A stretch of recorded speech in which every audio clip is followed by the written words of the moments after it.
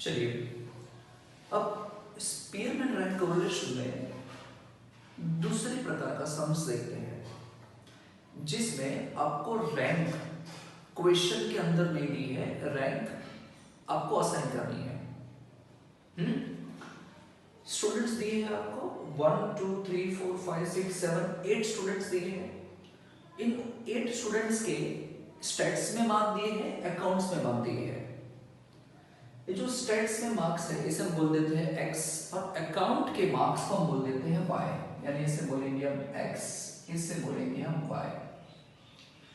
इस क्वेश्चन को हमको करना है स्पीयरमैन रैंक कोरिलेशन से, और इसीलिए यहाँ पर रैंक होना जरूरी है। तो हम पहले x को रैंक देंगे, बाद में y जो अकाउंट्स के मार्क है उसको रैंक देंगे। कैसे रैंक देंगे? स्टैटिस्टिक्स के मार्क को जब रैंक दो तो जिस स्टूडेंट के हाईएस्ट मार्क हो, मैक्सिमम मार्क्स हो, उसको फर्स्ट रैंक देना, और फिर मार्क्स कम होते जाएंगे, रैंक बढ़ती जाएगी। जैसे कि हाईएस्ट मार्क है 98, तो उसको दिया जाएगा फर्स्ट रैंक। मैं बोलूंगा रैंक ऑफ x। x क्या था? स्टेट्स के मार्क, उसको मैं रैंक दे रहा हूं। तो 98 को मैं रैंक दे रहा हूं फर्स्ट, 98 के बाद मार्क्स है 90, उसको मैं रैंक दे रहा हूं सेकंड। मार्क्स कम होते जाएंगे, वैल्यू कम होती जाएगी, रैंक बढ़ती जाएगी। 90 के बाद है 82, इसको हम देंगे थर्ड रैंक। 82 के बाद है बताओ 78, उसको हम देंगे फोर्थ रैंक। 78 के बाद 75, इसको हम देंगे फिफ्थ रैंक। फिर 75 के बाद बोलो 62, इसको हम देंगे सिक्स रैंक। 62 के बाद बताइए 30, इसको हम देंगे 7, और इसको हम देंगे कौन सा 25 को 8th रैंक।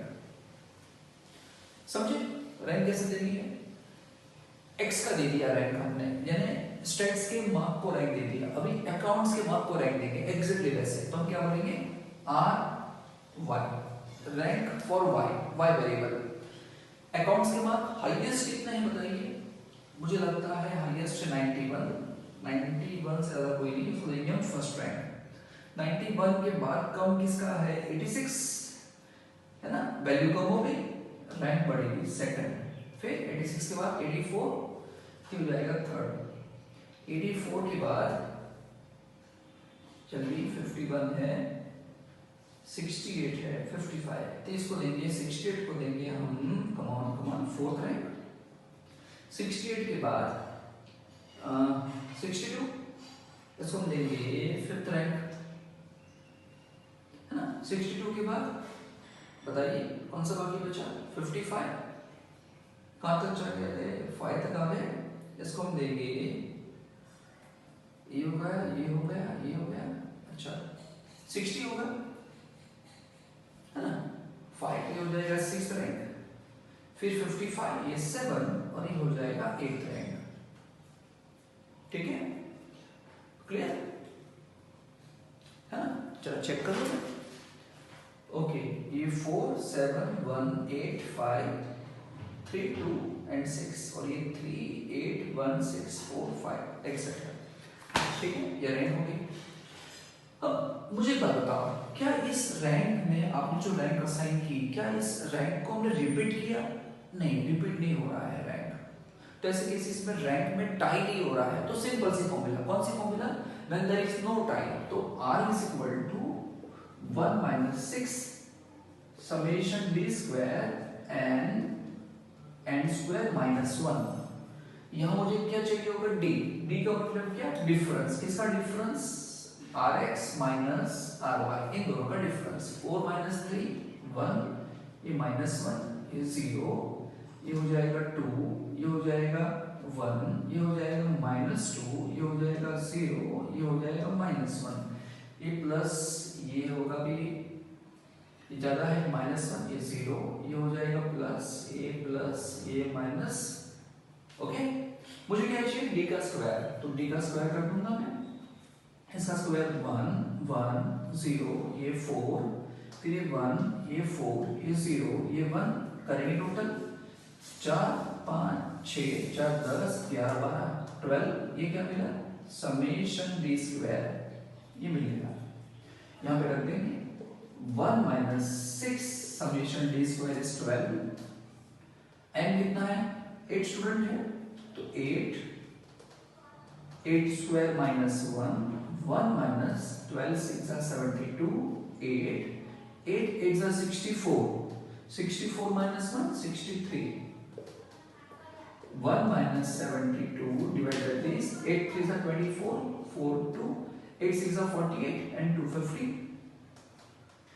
1 minus 72 by 504 करके रखा इस बार को मैंने 0.1429 is equal to 1 minus करने के बाद सॉरी इस करने के बाद 0.8571 0.86 r is equal to 0.86।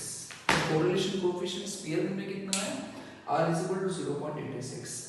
ठीक है समझ में आया? ये मैंने कैसे किया स्पेयरमैन रैंक कोरिलेशन से किया।